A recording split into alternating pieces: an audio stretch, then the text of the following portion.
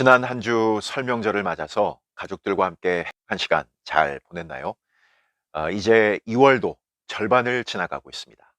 남은 기간 동안 새학년을 잘 준비해서 새로운 3월을 또 새로운 학년을 그렇게 맞을 수 있기 바랍니다. 자, 그럼 오늘도 10여 분의 시간 동안 사무엘상의 말씀을 함께 묵상하는 자리로 나아가도록 하겠습니다. 이제 오늘은 사무엘상 7장으로 들어왔습니다. 지난 6장의 마지막 부분 기억하고 있나요?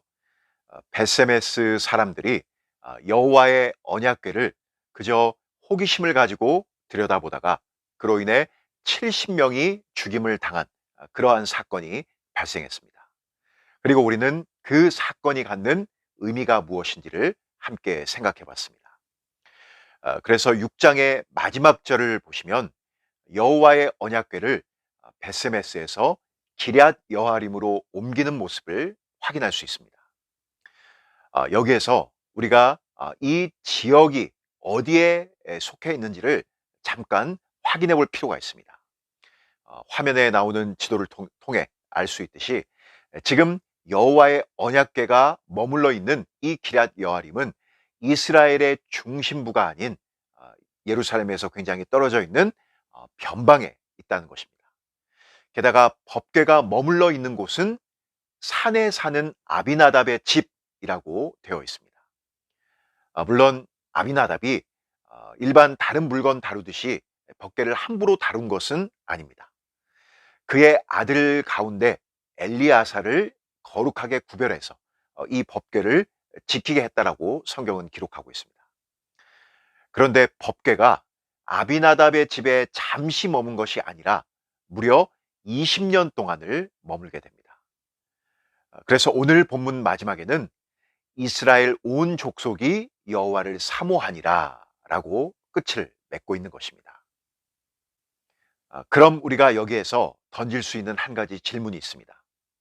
도대체 왜 2달도 아니고 2년도 아니고 20년 동안이나 법궤를 이스라엘의 변방에 그대로 방치해 두고 있는 것일까? 아니, 법궤를 예루살렘으로 옮겨와야 하는 것 아닌가 하는 질문입니다. 우리가 어쩌면 이렇게 생각하는 것은 매우 자연스럽습니다.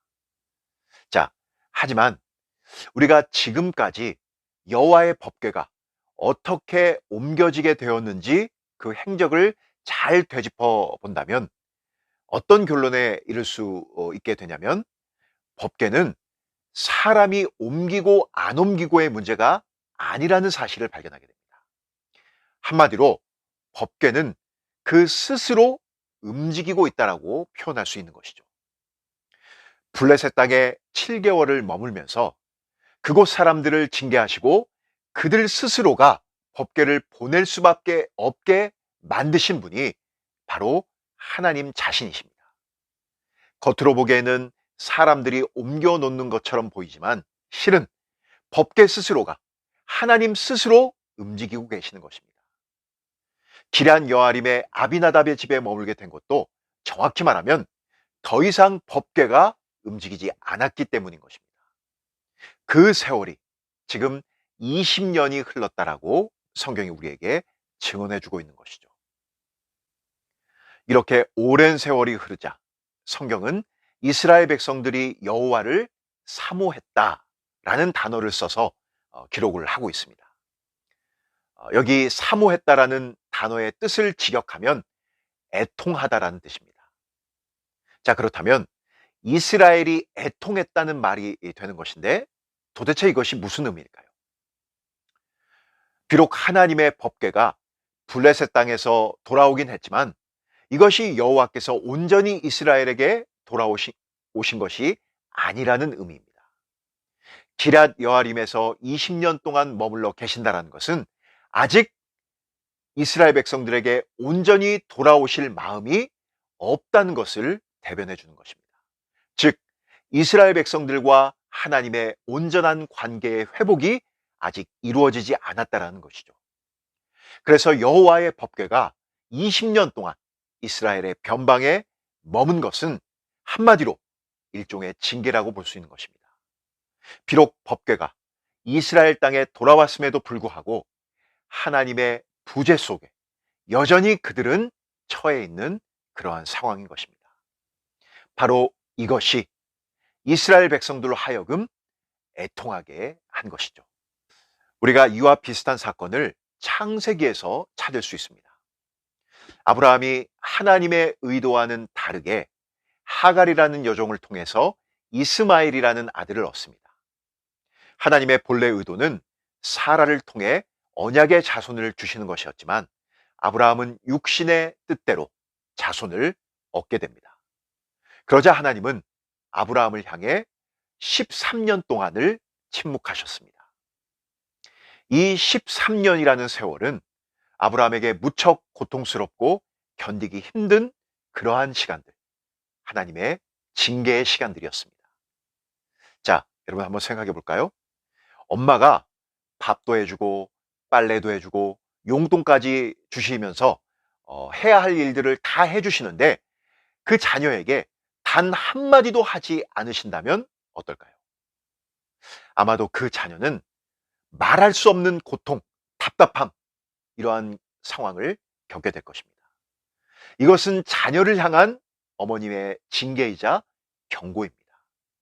이때 자녀는 어떻게 해서든 어머니에게 나아가 대화하고 싶은 그러한 마음이 간절하게 될 것입니다. 바로 그 절박함이 오늘 이스라엘 백성들이 하나님을 향해 갖고 있는 그러한 마음이라고 말할 수 있습니다. 그 애통함인 것이죠. 신자에게 하나님이 주시는 가장 무서운 징계이자 경고는 바로 침묵하시는 겁니다.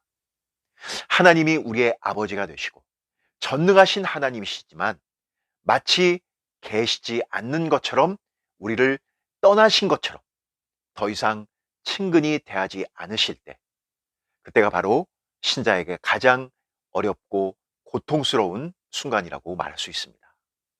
말씀을 읽어도, 기도를 해도, 설교를 들어도, 찬송을 불러도 공허하고 하나님이 나와 함께 하시지 않는 것 같은 그러한 하나님의 침묵하심, 그러한 순간이 우리에게 찾아올 수 있습니다. 만약 그런 일이 벌어진다면 나는 어떻게 해야 할까요? 그 원인을 하나님에게서 찾으려 하지 말기 바랍니다. 언제나 원인은 나에게 있습니다.